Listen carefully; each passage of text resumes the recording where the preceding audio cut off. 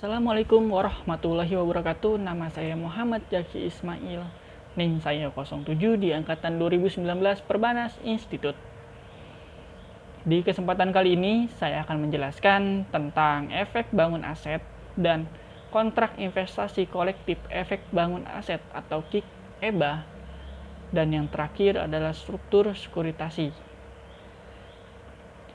Dari yang pertama kita akan menjelaskan tentang pengertian efek bangun aset, yaitu efek bangun aset atau EBA, atau dalam bahasa Inggrisnya dikenal dengan istilah Asset Backed Security, adalah efek atau surat berharga yang terdiri dari sekumpulan aset keuangan berupa tagihan yang timbul dari surat berharga komersial seperti tagihan kartu kredit. Aset keuangan yang dikumpulkan menjadi satu ini menjadikan aset yang kecil yang tidak berharga menjadi bernilai. Juga dengan adanya diversifikasi tersebut mengurangi tingkat risiko. Sekuritasi aset ini membuat aset-aset ini dapat menjadi sarana investasi dari para investor. Selanjutnya saya akan menjelaskan manfaat efek bangun aset bagi investor-investor yang ada di Indonesia sebagai suatu alternatif pendanaan jangka panjang, yaitu untuk masa 3 tahun sampai 10 tahun, di mana kontrak investasi kolektif efek bangun aset akan lebih menarik bagi investor dibanding dengan surat utang yang lainnya seperti obligasi dan promes, karena didukung dengan aset yang liquid dengan risiko yang relatif kecil. Selanjutnya, beberapa keunggulan dari efek bangun aset. Yang pertama, biaya dana yang murah, efisiensi penggunaan modal, diversifikasi sumber pembiayaan, sumber likuiditas, dan keterbukaan informasi publik. Selanjutnya, saya akan menjelaskan risiko yang mungkin timbul oleh efek bangun aset.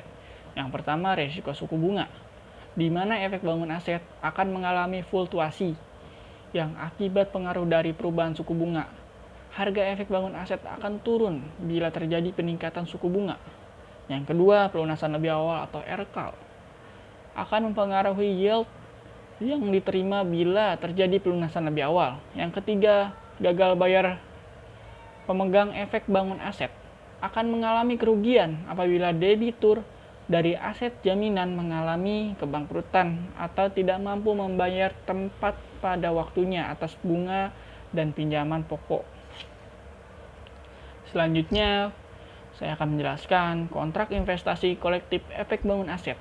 Yang pertama pengertiannya yaitu kontrak investasi kolektif efek bangun aset adalah kontrak antara manajer investasi dan bank kustodian yang mengikat pemegang efek bangun aset, di mana manajer investasi diberi wewenang untuk mengelola portofolio investasi kolektif dan bank kustodian diberi wewenang untuk melaksanakan penitipan kolektif.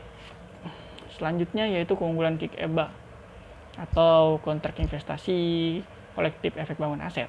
Yang pertama, biaya dana yang murah, efisiensi penggunaan modal. Yang ketiga, pembiayaan dan likuiditas. Risiko yang akan timbul di kontrak investasi kolektif efek bangun aset. Di balik keuntungan dan keunggulannya, tentunya sebagai sumber instrumen investasi, KIK EBA juga memiliki risiko yang bisa saja terjadi. Salah satunya terletak pada suku bunga. Efek bangun aset akan mengalami fluktuasi harga yang merupakan pengaruh dari perubahan suku bunga. Nantinya, harga efek bangun aset akan turun bila terjadi peningkatan suku bunga. Adapun kasus lainnya adalah risiko jika terjadinya pelunasan lebih awal atau RKAL yang akan mempengaruhi yield yang diterima bila terjadi pelunasan lebih awal. Kemudian yang berikutnya adalah risiko pada gagal bayar pemegang efek bangun aset akan mengalami kerugian apabila debitur dari aset jaminan mengalami kebangkrutan atau tidak mampu membayar tepat pada waktunya atas guna dan pinjaman pokok. Guna menghindari risiko yang tentunya tidak Anda harapkan, tidak ada salahnya jika Anda pahami risiko investasi KIK EBA, yang salah satunya investor dapat melihat rating yang diberikan oleh lembaga pemeringkat efek dan penerbit KIK EBA. Selanjutnya yaitu proses pembentukan kolektif efek bangun aset. atau kontrak investasi kolektif efek bangun aset. Pada dasarnya, KIK EBA dibentuk berdasarkan proses sekuritasi aset, yaitu sebuah proses memarketkan atau packaging pinjaman individu atau perusahaan dan instrumen utang yang dikonversikan kepada sebuah instrumen investasi dan memperbaiki status kredit atau peringkatnya ditingkatkan untuk dijual kepada perusahaan. Sementara itu, proses pembentukan KIK EBA adalah kreditur awal sebagai pihak yang memiliki tagihan masa depan atau menjual hak tagih atas pokok dan bunga dari suatu pembayaran kredit kepada KIK EBA. Investor secara kolektif akan membeli di awal, yakni aset berupa tagihan tersebut melalui KIK EBA. Kemudian investor akan menerima imbalan hasil sebagai kompensasinya. Yang terakhir, saya akan menjelaskan struktur sekuritasi. Yang pertama, efek bangun aset atau EBA adalah surat berharga yang diterbitkan oleh penerbit berdasarkan aset keuangan yang dialihkan oleh kreditur asal.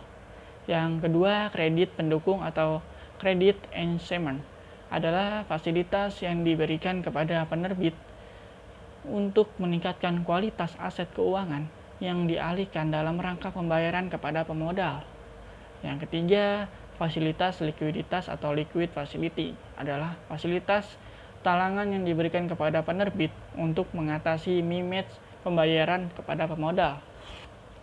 Yang keempat, penyediaan jasa atau servicer adalah pihak yang menata usahakan, proses mengawasi dan melakukan tindakan-tindakan lainnya dalam rangka mengupayakan kelancaran arus kas aset keuangan yang dialihkan kepada penerbit sesuai perjanjian antara pihak tersebut dengan penerbit, termasuk memberikan peringkat kepada reference entity apabila terjadi keterlambatan pembayaran, melakukan negosiasi dan menyelesaikan tuntunan. Yang kelima, bank kustodian adalah bank yang memberikan jasa penitipan efek bangun aset dan harta serta jasa lainnya yang berkaitan dengan sekuritasi aset sesuai dengan ketentuan yang berlaku. Yang keenam, pemodal atau investor. Ini yang terakhir adalah pihak yang membeli efek bangun aset. Sekian dari saya. Bila ada salah kata mohon dimaafkan. Terima kasih. Semoga bermanfaat. Wassalamualaikum warahmatullahi wabarakatuh.